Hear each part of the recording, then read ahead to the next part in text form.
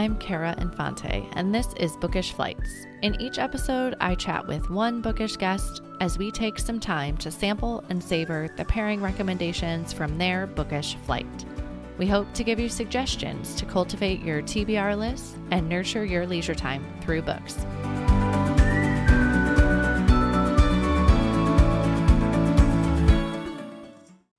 In today's episode, I am chatting with Samantha Leahy. I heard about Samantha's amazing story, and I feel it is an honor to have her on the show today.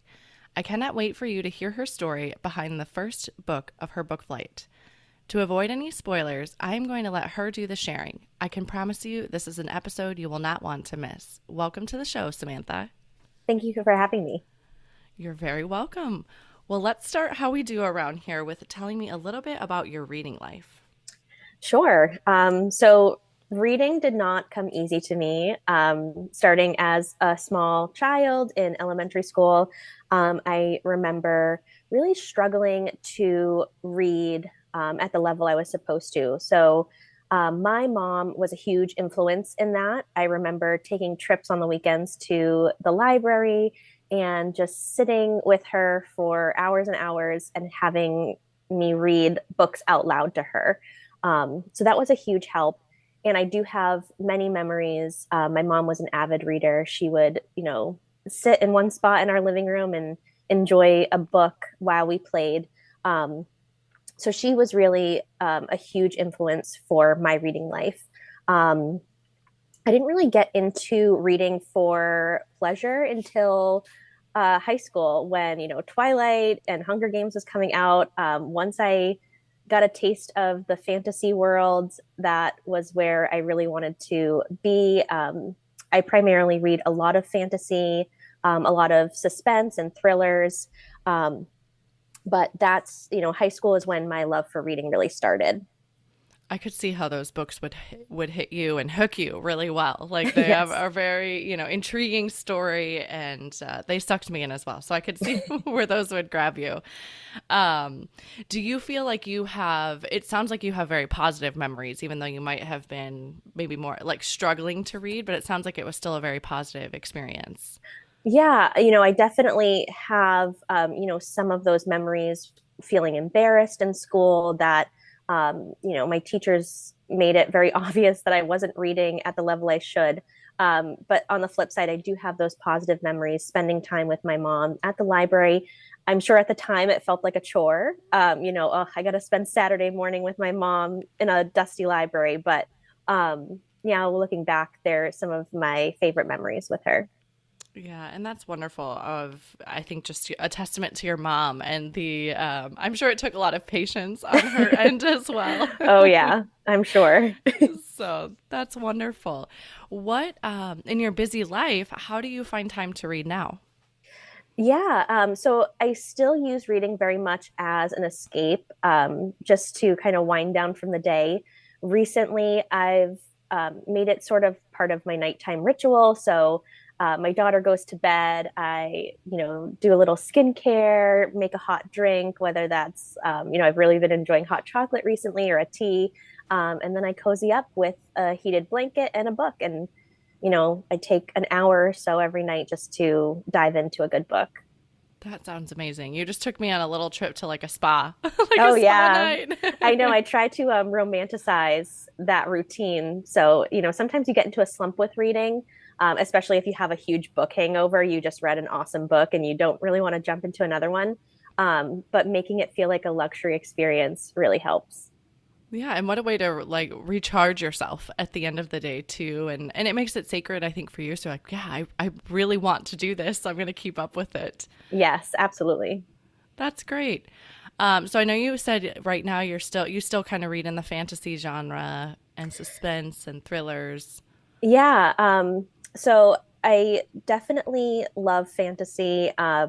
Last year I got sucked into the world of Sarah J. Maas and her A Court of Thorns and Roses series, but I also started dabbling in some more suspense novels. I read Verity by Colleen Hoover, and that was just kind of a gateway for me into some of the suspense books. But yeah, trying to get a little bit into mystery as well. I love the classic Agatha Christie novels, the whodunit um, stories. I always find those to be so interesting.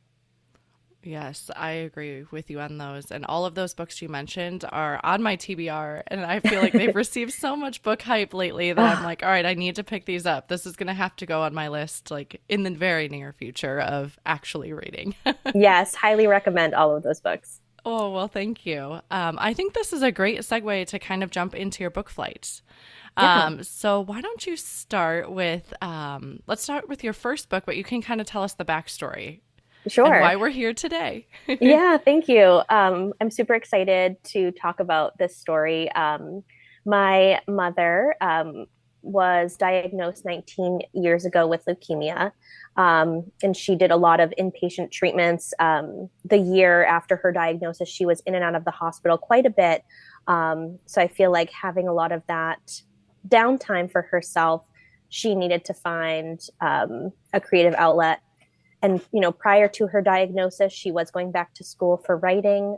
She was Okay. always a writer um, ever since she was a little girl, I think. So during her treatments, one of her sisters gifted her a laptop. So she started writing out her debut novel, Two of a Kind. Um, she completed about two-thirds of the book, Okay. I would say. And then a couple of years ago, my dad gave me a box of her old notebooks. A lot of it was her schoolwork from when Okay. she was going back to school for writing. But there were, mixed in with her schoolwork and notes on, public speaking or creative writing were excerpts of this book that I had kind of always heard about growing up but never read. Okay. Um, and I got kind of sucked in, like, I need more. There were all these cliffhangers in her notes. Um, so, talking to my dad, he pointed me in the right direction that one of her other sisters had the files for the book. So, I was able to reach out to her and get those documents digitally um, and read, what my mom had crafted so far. Wow. um yeah, it was never something, when I was looking for the story, it was never something in my mind. Never mind, can I finish this story for her, Mm-hmm. but was I interested in doing it? But I just felt like this story was so good, it needed to be shared with the world. So after I read through the story, my mind starts racing. How could this mystery be solved? How does it end? And I am a very creative person as well. Okay. So I think my creative instincts just took hold, and I started talking about different ideas with my dad, my mother-in-law. I always joke, my poor dad, every time he would come over to visit, I would just ramble to him about ideas for my mom's book. Um, and then eventually I just started putting, pen to paper and working out the ending for her. Wow. Had she been talking to your dad about the story as she had been writing it back then? Yes. Okay. So, and he tells me, he's not a big reader. He was never a big reader. So she would be so passionate about this story, telling him, her ideas and everything like that. Um, but he never really got into it as much as I think he wanted to. So now that, I'm able to finish it for her, he is kind of reliving that excitement all over again. That's so cool. And that's what I was wondering if he would maybe have, he would have the memories of your mom talking about it. So he would be able to bring that into kind of his thought process to help you, work Yes. through how the book was going to go as well. Yeah, and recently he shared with me some more of her notebooks that have other ideas for storylines. So, it was just so special to me, not only to have the story finished and get her ideas for the ending, but also where I was so young when she passed, um, kind of getting to know her a little bit more as Yeah. an adult was really cool. Yeah, because I think you're really getting in like the inner workings of how her mind was working, right? And writing this Oh yeah. story and like you said, just understanding who she was. I think that's so cool. It's really neat. I'm thinking of how your family would receive this book as well when you were finished. Can you tell us about that? Yeah, so the book was finalized for about a month, and I was just keeping it very close and secret because what was really important to me was surprising a couple of my mom's sisters with the finalized book for Christmas. So we get together every year on Christmas Eve. It's my mom's anniversary, so it's very important for us to all be together as a Hmm. family that day. Um, yeah, and we went over my aunt's house, and they were the only two there at the time. So I gifted them the book, and they were just over the moon, excited. Lots of Yay. hugs and jumping up and down, and um, yeah, I just wanted it to be special for them first before the rest of the world sees it. Yeah. Did they know you were working on it though? I don't think so. I Oh think my kind goodness, what a of. Yeah. So surprise. one of my aunts, my aunt Anna, had sent me the files, and we had talked here and there at family parties. Oh, we got to get together over coffee and talk about your mom's book, sort of thing. But I really, from the minute that I knew I was going to finish the book, I knew that I wanted to do it for them as like a nice surprise. So Oh, that's amazing. That just touched my heart right there. Can I ask, how long did it take you to work on writing the end of it? yeah, so I think fall of 2021 is when my aunt sent me the files. And I, read through it pretty quickly because I was so eager to know what events were unfolding in the story. And then from winter of 2021 until the fall of this year, I was working through, plot points and different endings. How could things kind of flesh out in the story?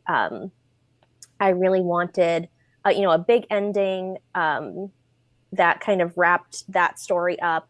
But also, there's, kind of a plot point that runs throughout the story, unrelated to the mystery of it all. So I really wanted it to be clever. So it took me quite some time, and um, just talking about it again with my dad, and then my mother-in-law was a big helper. Editing the story a million times, reading it, giving her Mm. feedback. Um, that was super helpful. But yeah, it took me about a year once I started really writing the Okay. I, ending. I know there's a lot that goes into writing a book in itself. And so I'm like, I can only imagine. Yeah, it was totally more than I expected. And, I finished it in the fall, but then there's, you want to have a professional editor review it. And Mm. I had someone line edit it, especially where, my mom wrote two-thirds of it and then I wrote the final thirds. I Sure. wanted to make sure the tone was the same throughout. I didn't want people to read this and all of a sudden notice, this book is being told by a different author. Hmm. So that was really important. And then, things that you don't really think of when you're reading books is the formatting and the cover design. And there was a lot that went into it. I learned so much, but it was really a fun, creative experience for me that I enjoyed doing. Yeah. And it sounds like we kind of briefly talked about your 9 to 5 job. It sounds like it was different enough that, from your 9 to 5, that I'm sure it was just you're not feeling like you're going from one thing to the next, and a work of love too. And so you Yes. had that behind it. I have it right here. It's beautiful. I'm probably, let's say, 4/5 of the way done. I couldn't Oh, stay up awesome. for last night. I was wanting to finish it, but I didn't. I'll get there today. But it's great, and the cover art is beautiful. So, did you have someone design that for you? So I actually designed the cover art. It's Um, beautiful. Thank you. Yeah, I had somebody design a cover for me, and I just was not in love with it. I think I would have been, content if the book went out with the cover art I paid for. But one day I was like, you know what? I could probably figure this out. I think I'm definitely like in my professional life an overachiever and a problem solver, which can be a good and a bad thing. But yeah, I was like, you know what, you're not happy with the cover, so let's figure it out on our own. And yeah, I'm really happy with how it came out. Yeah, it's really great. And Thank you. again, like you said, even the formatting, like it's all, I mean, I wouldn't think any of that. Is the line editor, is that who kind of makes sure the tone of voice is similar throughout the story Yeah, so between you and your I mom? Yeah, so Okay. the line edit, was definitely tone and plot. Okay. And then you have your, proofreading editor who's going in for grammar and spelling and, all of that. So I learned throughout that those are two different things. Yeah, I didn't know that. That was why I asked that Yeah. question. So, and then how do you even find someone like that? Just out of curiosity. Oh, yeah. I used a website called Fiverr. It's Okay. a, database of freelancers. I spent a long time kind of reviewing people's work, um, just understanding, what they offered. I messaged with a lot of freelancers just to figure out what their process was. So that was a really interesting experience. But yeah, I some people that I've talked to about this whole process laugh at me because they say I'm like a walking billboard for Fiverr, but I couldn't recommend it enough, especially for self-published authors. It's an affordable option to have professional editing done to your book. Yeah. And then back to the rest of it. So then how do you go have it printed? Like how does that whole realm work? Yeah, so there's so many options. There are websites where you can submit your formatted book, and they will print it for you. You could buy, bulk printed books. For me, the most economical way for me to get the book out there was through KDP. So that's Kindle Direct Publishing. It's a branch of Okay. Amazon. So right now the book is only available on Amazon, but they Perfect. will print the book on demand. So a user orders the book, they'll print it and ship it for me. And I say economical just in the sense that I don't have to order 100 books to keep on a shelf and then figure out how to ship them out. Yeah, Um, so that's kind of a set it and forget it way to get the book out there. sure. Time economical for you. Yes, yes, absolutely. Yeah, so I was going to add that in. Definitely have that in the show notes, the link to buy the book from Thank you. Amazon. But yeah, I'm very intrigued. There is so many plot twists in here. I still don't know who I'm guessing at the end of like who or where the story's going to go. I feel like there's been so many great plot twists, and so I'm very, I like wanted to finish it so bad last night, but my eyelids were heavy. So Oh yeah, I know. I feel that. Yeah, there's so many twists and turns, and um, I love how the characters play. There's definitely motive for all of the mhm. characters, um, but it was a lot of fun figuring out, who done it and how it's kind of going to play out in the end. So I hope once you are able to finish it that you really enjoy and it kind of leaves you still guessing a little bit, I'll say. Yeah, I will definitely be messaging you Okay, when good. I'm finished. I know you've mentioned to me in a message, you said there is potential for other books. Like she's already written out some other things. Yeah, so definitely not as in depth as Two of a Kind, but my dad had told me she always envisioned this as a series. The first book, Two of a Kind, follows the detective James Hoyle, and we learn that he was relieved from the police force because his police detective partner was murdered and it was never solved. So a lot of people in his industry believe that he was the murderer. So they released him from the force, and now he has his own private detective agency. So my mom's vision was to follow James through different cases. Each book being a different case, all the while he is trying to investigate that murder of his partner. So that's kind of Hmm. the ongoing plot. Okay. That would be so cool. Yes, I'm excited. I already have an idea for the second book. I've kind of been outlining things, but it's a totally different experience. I was very lucky having a lot of the book written Yeah. for Two of a Kind, but now I'm sort of starting from scratch for the second one. So I'm sure it's going to be a lot of learning and a totally different experience. Yeah. That is that's it's just so amazing. Even your dedication on the first page of the book to your mom, I was like, "Oh." Yeah, so that is very special to me because every night to my daughter, I sing Somewhere Over the Rainbow. And not to get too like woo woo, but over a year ago, I went to go see a psychic medium. And she said that my mom came through. And one of the things that she said, my mom was saying to her was dreams do come true.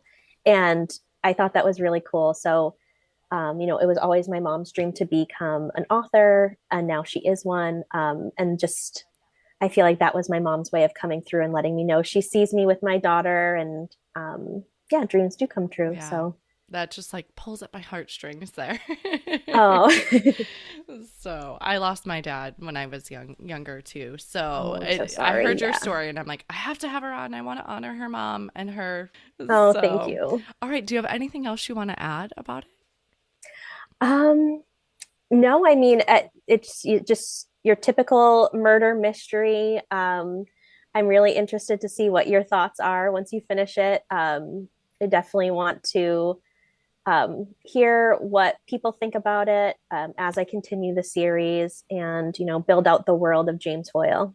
Yes, and she also has an Instagram page as well, and Yes. that's at Christina Kelly Author. And Yes. I'll have that linked in the show notes as well. So you can follow along on her Instagram page. And then you can grab the book on Amazon to dive into the story of James Hoyle. It's really good. Awesome. Thank you. You're welcome. Okay, so that was Two of a Kind by Christina Kelly. And we're really lucky because Samantha has also prepared a whole book flight to go with this as well for us. So why don't we jump into the second book we'll be sampling today? Sure. So the next book we'll be sampling is called In My Dreams, I Hold a Knife by Ashley Winstead.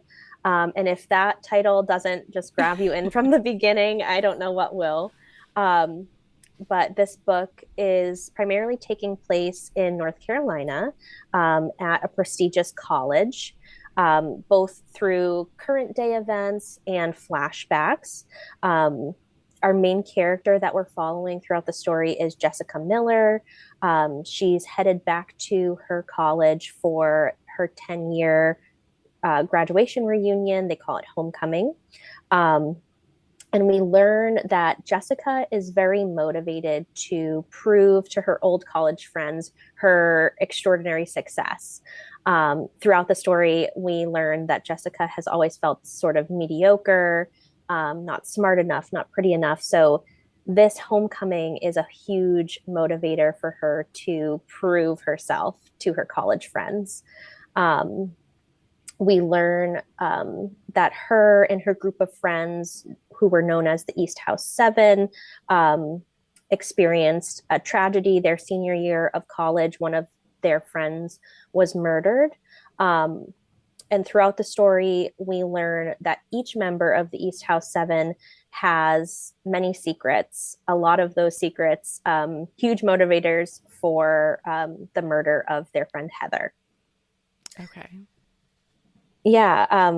So we also see, Jessica's obsession with being um, seen as good or bad, successful or not, which is really interesting and keeps you guessing, who committed this horrible crime 10 years ago. Mm-hmm. Is it Jessica herself? Is it one of her close friends that, this really tight knit group of seven friends? Um, Anybody could have murdered their friend, their classmate. So it's really interesting how Winstead plays the story out through a combination of linear storytelling at the homecoming and flashbacks. So you Okay. learn little tidbits about each of the character, not only through I don't want to say confessions, but Okay. what secrets are unveiled at the homecoming, but also flashbacks that tie into those secrets. Um, I think it's really interesting how she plays with time in that sense. Um, but overall, I think it's a really great gateway book into the thriller suspense genre. Super easy read. I could not put it down when I was reading it. It sounds really fun with those little flashbacks popping in Yeah, and and keeping you guessing. oh yes, up until the end, you never really know. Um, just everybody has their own motivation, and you think to yourself, but is that enough to murder? Is that enough to want to really hurt one of your close friends? Um, Hmm. so yeah, highly recommend this book. It was a lot of fun to read. Um, and yeah, I kind of wish that we had a little bit more insight at the end. Um, what happens, with Sure. Jessica. She was a very interesting character, and I think her vulnerability and her inner dialogue that we get insight to is very relatable. That was going to be my question. Is it told from her perspective? So it sounds like it is if we're Yes, getting this inner dialogue and yes, it is. And it's interesting to, as events unfold, she learns more about her friends that she didn't know when they were in school together. It's interesting to hear her inner dialogue of, I never knew that about this person. Is this enough to, cause them to commit this crime? Um, and just the shock of how tight knit this group was and how she really didn't know any of these people very well. yeah, which seems like you said very similar to I think how we live our life sometimes is we're maybe don't have as much empathy because we're not really thinking like we only have scratched the surface on understanding this person or what's going on in their world. Yes. Um, so when you learn more things about them and it adds, to your ability to have the your interaction with that person. But Yes, for sure. oh, that sounds very interesting. I'm very intrigued. Yes, put that on your TBR for a future read, but it's very good, and it's like I said, it's a good introduction to suspense. It's not There's not too many twists and turns that you can't keep track of what's going Hmm. on. But yeah, if anyone is interested in getting into like the mystery suspense genre, highly recommend this book. All right, great. I definitely am adding it. I feel like this is a genre I've read some, but I haven't explored as much. So any recommendations I can get to explore it more is exciting. Yes. All right, so that was In My Dreams, I Hold a Knife by Ashley Winstead. And then what's our last book today for the pairing? Yeah, so our last book is The Seven and a Half Deaths of Evelyn Hardcastle by Stuart Turton.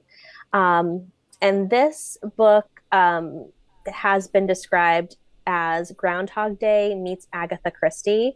Um, I think it's a really good mix of, I love the fantasy, some sci fi. It's a really good mix of like sci fi and mystery, the classic Oh, mysteries. fun. Um, Okay. so it's set in a manor known as Blackheath House in about what I would think is the early 1900s, although there's never a date given. Um, and the book jumps right in. From page one, we meet our main character who is in the woods and he is shouting the name Anna. Um, Okay. but he cannot remember who Anna is. He cannot remember who he is. He's very disoriented. Um, and somehow, he finds himself back at the manor. Um, and we learn, through him trying to discover who he is, he seems to have, amnesia. He's a guest at this manor for a masquerade ball that is to take place later that night. Um, Okay. and he just spends that day trying to discover who he is, learning little tidbits about himself, um, and trying to regain his memories that he Wow. he has no aspect of. Um, there's a lot of twists, and I don't want to give anything away. So I'm Hmm. only going to reveal as much as is on the book cover. Okay. But we later do discover that he is actually trapped at Blackheath and sentenced to live the same day over and over until he can solve the murder of Evelyn Hardcastle, who is the daughter of the lord and lady who own the manor. Okay. Um, Oh man. yeah, so it's pretty intense, and you know, Turton manipulates time in a way that is linear but also not. It's it's very interesting and can be hard to follow the way he jumps around. Um, but you know, not only is the main character reliving the same day over and over, but he's also being incarnated into different guests at the manor every day. Okay. So every day he gets a fresh start in a new guest to discover a new perspective into the murder of Evelyn. Um, Okay. Does he realize what's happening? it takes him a little while. I would say Okay. about, a fifth into the novel. He is very disoriented and confused, especially where Okay. on the first day he woke up with what he thought was amnesia. He spends the whole day trying to chase after who he is. And Hmm. then the second day, he wakes up as a totally different person. And what's interesting is because he's living the same day, he sees his previous selves throughout the day. Interesting. Yeah. So it's very interesting. There's, like I said, so many twists and turns, and then there's this level on top of it where time is not how we see it.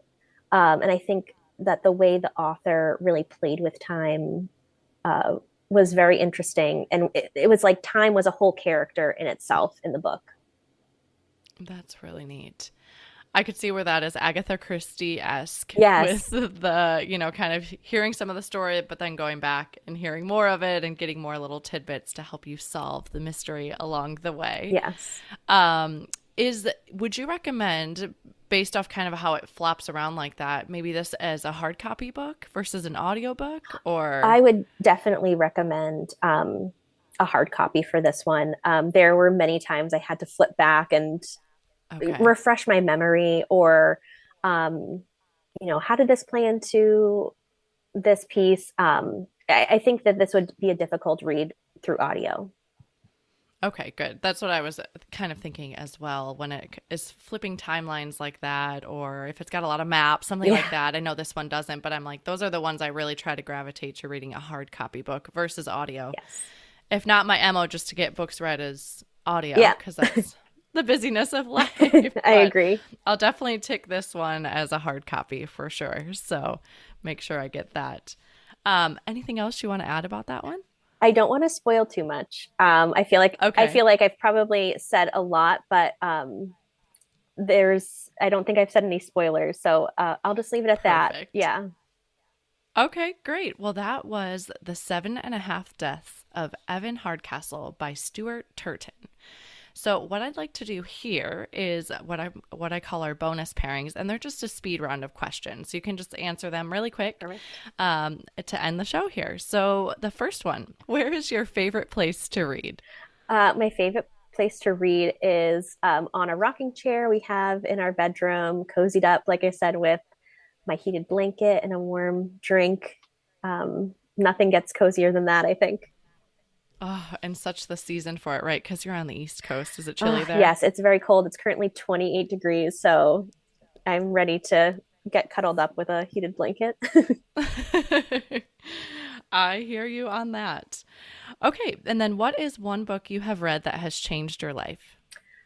Hmm, that's a great question. Last year I did read Sarah J. Maas's A Court of Thorns and Roses series. Um, and I think that book just, I was in a really dry spell of reading, and that really Mm-hmm. got me back into it. It provided this really great escape for me, mental health wise, just taking me out of the day to day and putting me into this really magical world.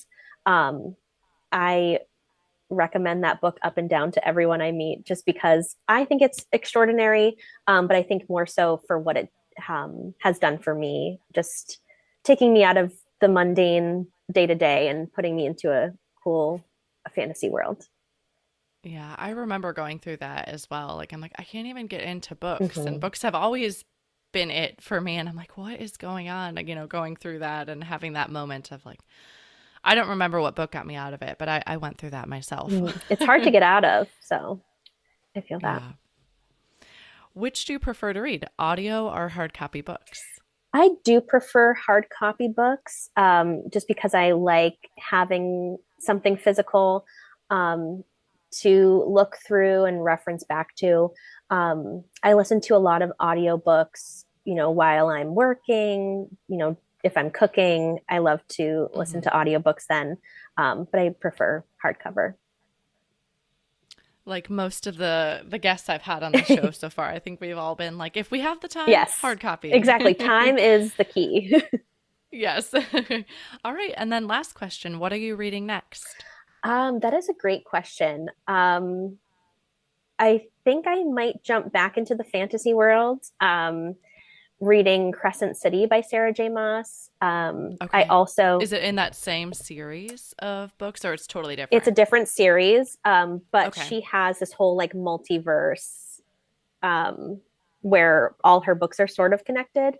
Okay. So that would be, my next fantasy book. I did get a book for Christmas, and I'm kind of blanking on the author now, but it's called A Perfect Marriage. I saw Okay. it all over Book Talk, and I just had to grab it. So I think, I think I just saw it yesterday. It's like a white cover with the rings on the front. yes, Is that the same one? I just saw that yesterday. yes, I've heard really great things about it. So I'm excited to jump into that one as well. Oh, great. Well, I'll look that up and I'll have all of these books written in the show notes. So you have little clickable links and you can see we'll look up what the author name is because it's blanking my mind too, but I just saw the cover yesterday. Well, thank you so much for coming on the show with me today. I know our time is precious, so I appreciate the time you've given Oh, me. well, thank you so much for having me. This was great. You're very welcome.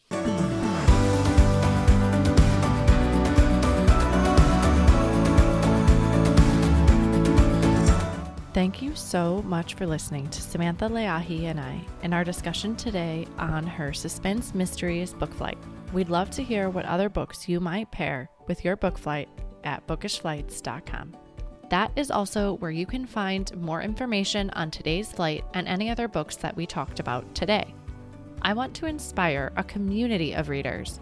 So whenever you share a post about what you are reading or what you are picking up next, especially if you have heard about the book on the show, please tag us. Follow us on Facebook or Instagram at Bookish Flights. This is a brand new show, so if you enjoyed it, please head over to Apple Podcasts and give the show a review. Your review not only helps me, but it also helps the show reach others.